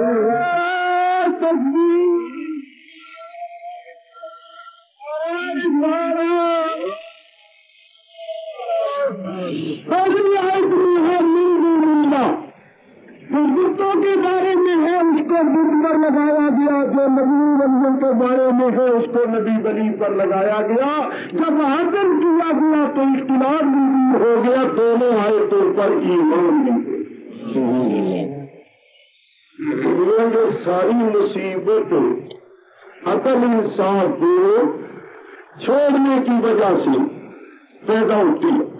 جو فیصلہ کل بات کرنی ہے کہ من دون اللہ کچھ نہیں کر سکتے اور اولیاء اللہ بہت کچھ کر سکتے ہیں، کرنے سے پہلے میں ایک بات اور بھی عرض کروں. سو ہمارا یہ جلسہ تھا یہاں الحمدللہ رب العالمین، ہمارے حضرت کا فیض ہے، اللہ کا فضل ہے، اس کے رسول پاک علیہ الصلوۃ والسلام کی مدنی رحمت ہے کہ دارالعلوم کا افتتاح ہو رہا ہے. دارالعلوم کا نام کیا ہے؟ شمس العلوم. یہ اس کا افتتاحی جلسہ، افتتاحی جلسہ. اور یہ جلسہ کیا گیا تھا کہ آپ لوگوں کو بتایا جائے کہ یہاں جو دارالعلوم کھلا ہے اپنے بچوں کو بھیجو کہ وہ تعلیم حاصل کریں دین کی، اور اس مدرسے کے ساتھ تعاون کرو تو مسلک کے حق اہل سنت و جماعت کی تبلیغ اور اشاعت ہو، اور طلباء علماء بنی اور وہ پھر دین کی تبلیغ کریں گے. صدقہ جاریہ آپ حضرات کو بہت فیض ملے گا. لیکن کچھ حضرات تشریف لائے جن کی وجہ سے، جن کی باتیں سن کر میں نے جو مناسب سمجھا کہ میں آپ کے سامنے کی بات کروں، کہ میں نے ان سے بھی یہ کہا تھا کہ تم پہلے ہماری تقریر سنو، اس کے بعد کوئی فیصلہ کرو، کسی نتیجے پر پہنچو. ہمیشہ تم دوسروں کی سنتے رہے تو آج ہماری بھی سنو. ہم نے تو چلے جانا ایک دن کے لیے آئے ہیں، جو تو پہلے بھی لگے رہتے بعد میں بھی انہوں نے لگایا ہے. تو ہماری ایک دن سن کر تمہیں کچھ نہ کچھ تم پتا چل ہی جائے گا، کیونکہ تم کہتے ہم پریشان ہیں، کس کو حق پر سمجھیں کس کو غلطی پر سمجھیں. تو بھائی جب تم کپڑا خریدتے ہو یا ٹوپی خریدتے ہو تو 6 دکانیں کرتے ہو. ایک ٹوپی تو ہونی اور کرا خریدی تو 100 کھان دیتے جو تمہیں پسند آتی ہے، جن کو باقی ہے اس کو دے لیتے. جب دنیا کے معاملے میں اتنی تحقیق کرتے ہو تو اللہ نے عقل دی ہے، شعور بخشا ہے، دین کے معاملے میں بھی سنو. اگر بات تمہارے دل کو لگی سمجھ میں آئے تو مان لو، نہیں تو نہ صحیح. اس لیے میں ان کو چند مسئلے پیش کر رہا ہوں، لیکن میں تہذیب کے اندر مسائل پیش کر رہا ہوں، کسی فرقے کو برا بلا یا کسی کو کوئی گرا ہوا کلمہ نہیں، بلکہ اصول اور مسئلہ قرآن سے پیش کر رہا ہوں کہ اختلاف جو پیدا ہوتی ہے وہ کس وجہ سے ہوتے ہیں اور کیوں ہوتی ہے، ترجمے میں گڑبڑ کر دی جاتی ہے۔ چنانچہ میں ایک بات اور پیش کروں، اور پھر وہ کہ من دون اللہ کچھ نہیں کر سکتی، اولیاء اللہ کچھ کر سکتی ہے یا نہیں، جو میں نے پیش کرنا ہے، مگر ایک بات اور مس کریں۔ جب نبی کریم علیہ الصلوۃ والسلام تشریف لائے تھے، اس وقت کافر مشرک خصوصاً عرب کے لوگ جو تھے، ایک تو مردار کھاتے، آج بھی ہندو کوئی قومیں ہیں جو مردار کھاتی ہیں، بلکہ وہ مسلمانوں پر اعتراض بھی کرتی ہیں۔ یہ تو یہ اعتراض ہے کہ اللہ جس کو مارتا ہے، جس کی اللہ جان نکالتا ہے، اس کو تم حرام سمجھتے، اور جس کی جان تم خود چھری دیر کے نکالتے ہو اس کو حرام سمجھتے۔ تو اس کا مطلب یہ ہے کہ تم اپنے مارے ہوئے کو حلال کرو تو رب کے مارے ہوئے کو حرام سمجھو، برا اعتراض کرتے، وہ کہتے ہیں بات تو ایک ہی ہے، چھری توڑنے میں اس کی جان نکال دی، ویسے بھی رب نے اس کی جان نکال دی، تو جس کی رب جان نکالی اس کو حرام سمجھتے، جس کی خود چھری توڑ کے جان نکالتے اس کو حلال سمجھتے۔ ہندو مسلمان نہ اتارو، اعتراض کرتی ہے۔ یہ بات تو حالانکہ ایسے ہی آ گئی، میں تو کہنا یہ چاہتا تھا حضور کے زمانے میں بھی ایسے کافی لوگ تھے جو مردار کھاتے، مردار کھاتے۔ دوسرا خون پی لیتے تھے، وہ کہتے تھے کہ خون پینے سے ایک دم آدمی طاقتور ہو جاتا ہے، گڑا کھاتا ہے تو آہستہ آہستہ کہیں جا کے خون بنتا ہے، دم بنوا ایک دم گرا اور آدمی طاقت خون بھی پیتے، اور خنزیر کا گوشت بھی کھاتے، جیسے کہ آج بھی انگریز اور کافر وغیرہ کھاتے ہیں۔ جانور جب ذبح کرتے تھے تو وہ بتوں کا نام لیتے، ہم اللہ کا نام لیتے ہیں، تو وہ لات منات عزا کا نام لے کر جانور ذبح کرتے۔ اللہ نے آئے ہوتا، اللہ تعالیٰ نے ارشاد فرمایا انما حرم علیکم المیتۃ والدم ولحم الخنزیر وما أهل به لغیر اللہ۔ مسلمانوں حرام کر دیا گیا تم پہ مردار، مردار والدم اور خون، ولحم الخنزیر اور خنزیر کا گوشت، وما أهل به لغیر اللہ، اور وہ جانور بھی جس کے ذبح کرتے وقت غیر اللہ کا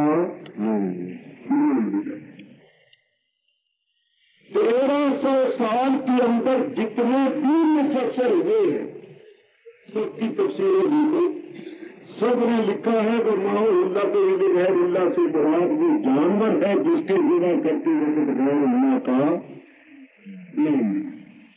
یہاں تک کہ حضرت صاحب ولی اللہ محدود دہلوی کا جو فارسی کا ترجمہ ہے قرآن شریف کا، انہوں نے لفظی ترجمہ یہ کیا ہے وما اللہ بغیر اللہ کا کہ وہ جانور بھی آرام ہے جس کو ذبح کرتے وقت غیر اللہ کا نام نہیں جاتا۔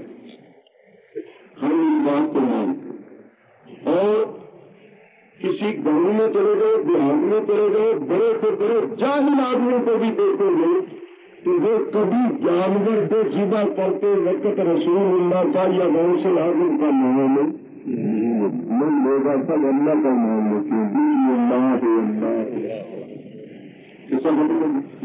لوگوں نے کیا کیا؟ انہوں نے جانور کی قید بھی ہٹا دی عقیدہ کے وقت مان لینے کی قید بھی ہٹا دی اور ترجمہ یہ کر دیا وما غیر اللہ، ہر وہ چیز حرام ہے جس پر غیر اللہ کا نام آ جائے تو تم کہتے غوث اعظم کی اللہ، تو غوث اعظم کا نام آ جائے وہ غیر اللہ ہے لہذا وہ نہیں کرا، تو کہتے غوث اعظم کا بکرا، غوث اعظم غیر اللہ ہے، اللہ فرماتا جس چیز پر غیر اللہ کا نام آ جائے وہ چیز ہم نے ہزار بکرا دیا۔ انہوں نے وہ جانور کے ذبح کرتے وقت غیر اللہ کا نام لینا یہ قید ہٹا کے یہ ترجمہ کر دیا کہ ہر وہ چیز حرام ہے جس پر غیر اللہ کا نام ہے۔ تو ہم یہ کہتے ہیں کہ اگر یہ ترجمہ کیا جائے تو بڑی مصیبت پڑتی، کوئی چیز حلال نہیں ہے۔ مثلا میں یہ پوچھوں کہ یہ شامی عملہ کس کا ہے تو آپ ضرور کسی کا نام نہیں سنانے کا، اللہ کو نہیں کہیں، تو جب غیر اللہ کا نام ہو گیا تو شامل ہونا بھی حرام۔ یہ بلد کس کی ہے، یہ گیس کس کی ہے، یہ بکری کس کی ہے، یہ گائے کس کی ہے، یہ بھینس کس کی ہے، یہ موٹر کس کی ہے، یہ سکوٹر کس کا ہے، یہ پگڑی کس کی ہے، یہ کرتا کس کا ہے، یہ شلوار کس کی ہے، یہ دکان کس کی ہے، یہ مکان کس کا ہے، یہ میز کس کی ہے، یہ کپڑا کس کا ہے، بولو ان سب چیزوں پر تم غیر اللہ کا نام لیتے ہو تو وہ کہتے ہیں ہر وہ چیز جس پر غیر اللہ کا نام نہ جائے گا حرام، تو یہ سب چیزیں حرام ہوگی۔ بلکہ ایک اور بڑی مصیبت پڑے گی، وہ بہت سخت مصیبت کیا کہ عورت جو ہوتی ہے اس پر کبھی کوئی خدا کا نام نہیں لیتا کہ خدا کی عورت، کیا وہی سوچ کے بتاؤ، کبھی کسی نے کہا خدا کی عورت، کہتے فلاں کی عورت، مولوی صاحب کی عورت، وہ کہتے ہیں۔ تو اگر یہ کہا جائے کہ ہر وہ چیز جس پر غیر اللہ کا نام پکارا جائے وہ حرام تو کسی کی بیوی حلال رہے گی، کیونکہ جس کی بیوی ہوتی ہے اسی کا نام پکارا جاتا ہے، فلانے کی بیوی، فلانے کی عورت، میں سب کی متعلق کہنا چاہیے خدا کی بیوی، خدا کی عورت۔ تو وہ لوگ چنانچہ ایک مولوی صاحب تھے، وہ بات کرتے تھے تو لوگ سنی جاتے تھے، ان کے پاس سے ایسے بھی آتے تھے، بیوی کی کبھی بھی کبھی میں بھی آپ کر کے سن ان کو آ کر اور کو میں بیٹھ مولوی صاحب یہی آیت پر وما أهل غیر اللہ، ہر وہ چیز حرام ہے جس پر غیر اللہ کا نام پکارا جائے۔ جب دو چار مرتبہ سنا تو اتنے بھی کام کرے گی یہاں سے تو میں بھی حرام ہو گئی، کیونکہ مجھے کبھی کسی نے خدا کی بیوی نے کہا سکتا کہ مولوی صاحب کی بیوی، میرے اوپر بھی مولوی صاحب کا نام پکارا جاتا ہے اور مولوی صاحب غیر اللہ تو میں کب حلال ہوئی، اور مسئلہ سے اوپر چلی گئی۔ جب مولوی صاحب تقریر کر کے گئے تو اس کا موڈ خراب، بیوی کا موڈ خراب، کیا مجھے کیا بات ہے آج بیوی طرف کیا ہوا ہے، کہیں میں تو تیرے لیے آرام ہوگی گھر بیٹھے کبھی آرام رہے گی آج گھر میں بیٹھی تیرے میرا سننے کے لیے تو کیا ہوا، تو تم بار بار کہہ رہا تھا وما أهل غیر اللہ کہ ہر وہ چیز جس پر غیر اللہ کا نام پکارا جائے وہ حرام ہو جاتی، تو مجھ پر بھی کوئی تیرا ہی نام پکارا جاتا، کبھی کسی نے خدا کا نہیں پکارا، خدا کی بیوی تو میں بھی تو حرام ہو گئی تیرے واسطے۔ کہنے لگا پرانا واسطہ ہی کر گئے کہ میری بڑے میں گھر کو گھر کی نہیں کہنے لگی تو خودی تو قرآن کر کے کہہ رہا میں کیا کروں، کہنے لگا نہیں، اصل مسئلہ یہ ہے کہ یہ جانور جس کے ذبح کرتے وقت غیر اللہ کا نام پکارا جائے وہ حرام، تو بیوی کہیں گی بہن تو یہ نہیں کہہ رہا تو وہ کیا کریں گے پیٹ کا بھی مسئلہ ہوئی ہمارا بھی تو چلانا ہے نا. دنیا بات یہ ہے اگر یہ صحابہ تو ہر وہ چیز حرام ہے جس پر غیر اللہ کا نام پکارا جائے میں دعوے سے کہتا ہوں کوئی چیز حلال نہیں رہتا. مثلا نمازیں بھی حلال نہیں رہی. تم کہتے ہو فجر کی نماز تو فجر اللہ ہے یا غیر اللہ؟ فجر تو وقت کا نام ہے غیر اللہ. ظہر کی نماز، عصر کی نماز، مغرب کی نماز، عشاء کی نماز، عید کی نماز، جنابی کی نماز، بولے گے عید جنابی اللہ ہے یا غیر اللہ؟ تو نمازوں پر ان کا نام آ گیا مسجدوں پر بھی غیر اللہ کا نام آتا. یہ مسجد اہل حدیثوں کی ہے، یہ دیوبندیوں کی ہے، یہ بریلویوں کی ہے. تو یہ بریلوی دیوبندی اہل حدیث غلامی یا غیر غلام؟ مسجدوں پر ان کا نام آ گیا، مسجدوں کی اجازت نسبت ان کی طرف دی جاتی ہے تو مسجدوں میں حلال کرتے. کون سی چیز حلال رہے گی؟ دو لوگ ٹی وی کہتے ہیں یہ مقام سنانے کا چلیے روشی آدمی سے تو تمہیں ٹہرنی روشی آدمی کا بکرا کرنے سے بکرا آرام ہو جاتا ہے. تو جس کے گھر میں بکرا گندا ہوتا ہے کیا کہتی ہے؟ مٹھی کا بکرا، پھٹی کا بکرا، نظام الدین کا بکرا کہتے ہو یا نہیں کہتے؟ مجھے حرام ہونا چاہیے مجھے کیسی بات نہیں. میں ایک بات اور آپ سے کرتا ہوں. یہ تو کہتے ہیں نا صرف نام لینے سے حرام ہو جاتا ہے.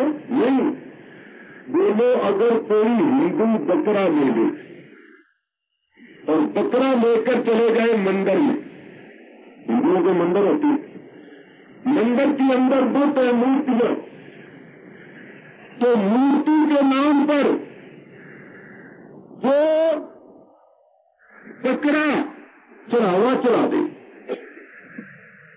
مورتی کے نام پر کسی بت کے نام پر اس بکرے کو وہ چڑھانے کے طور پر چڑھا دے اور وہ ہندو آ جائے. بعد میں منتر کا پنڈت پروت اس بکرے کو لے لے اور بازار میں آ جائے اور کہے بھائی کوئی ہے اس کو خریدنے والا، مسلمان کا نہیں خریدنے والا. کیونکہ مسلمان کی تو روٹی ہم سے روٹی اترتی ہے جب تک ساتھ ہوتی ہے. مسلمان اس بکرے کو خرید لے. کون سا بکرا؟ جو بت کے نام پر چڑھا دیا گیا. ہندوؤں نے بت کے نام پر اس کو چڑھا دیا، نام جب کر دیا بت کے، اور وہ مندر کا کنڈک کرے اس کو لے کر بازار میں آ گیا. مسلمان نے اس سے خرید لیا، بکرے کو لٹایا اور پورا بسم اللہ اللہ چوری دے دیا، مال کر دیا، بولے بنایا لگا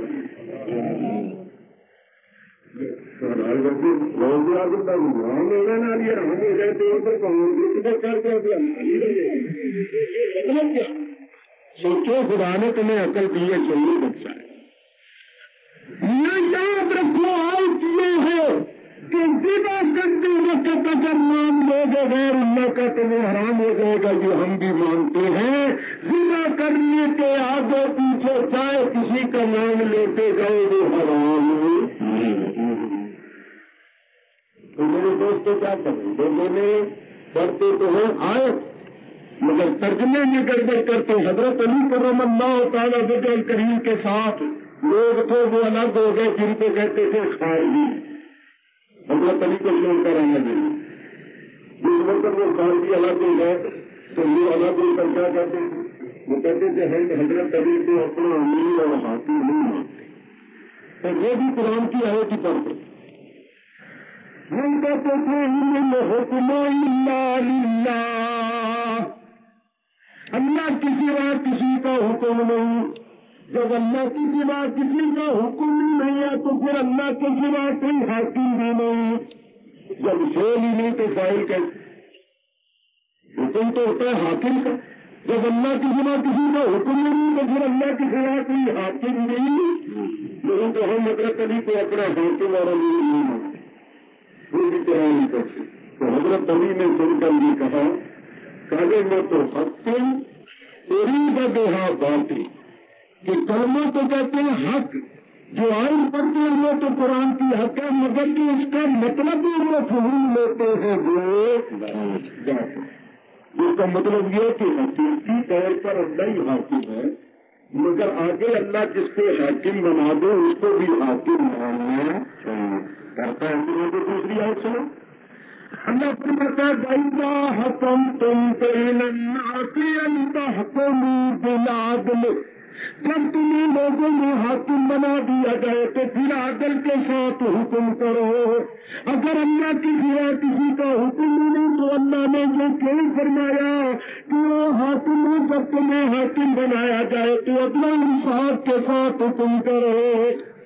مطلب کیا ہے کہ حقیقی طور پر حاکم اللہ تعالیٰ ہی، مگر وہ جس کو حاکم بنا دے اس کو بھی حاکم تسلیم کرنا کرتا ہے۔ لیکن کوئی آج کی آیت پڑھے من حکم اللہ اللہ اور یہ آیت پڑھ کے کرے کہ میں میرے حاکم کو حاکم نہیں مانے تو وہ لوگ مجرم ہو گئے، اندر ہو جائیں گے